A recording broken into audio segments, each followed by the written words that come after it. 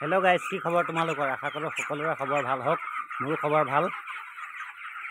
এতিয়া হৈ গ'ল সময় 7টা। চাওক কেনেকৈ মই ব্ৰইলাৰ ফাৰ্মত কাম কৰি আছোঁ। এতিয়া মই বাচনখিনি উলিয়ালোঁ, বাচন ধুমগৈ। কেনেকুৱা হৈ আছে মোৰ ব্ৰইলাৰখিনি আপোনালোকে ক'ব। আৰু মই প্ৰিমিয়াম কোম্পানীত কৰি আছোঁ। এবাৰ মোৰ পোৱালি দিছে 1360টা। তাৰে কেইটামান মৰি ধুনীয়াকৈ বাকীখিনি আছে। আৰু আজি হৈ গ'ল 21 দিন। ৱেটটো কিমান আহিছে মই এতিয়া ক'ব নোৱাৰিম আপোনালোকক, কিয়নো পোৱালিখিনি ৱেট কৰাই নাই, ছুপাৰভাইজাৰ অহা নাই আজি। কালি আহিব, কালি আহিলে ৱেট কৰিলে মই আপোনালোকক ক'ম ৱেট কিমান আহিছে। কিন্তু পোৱালিখিনিৰ বয়স আজি হৈ গ'ল 21 দিন।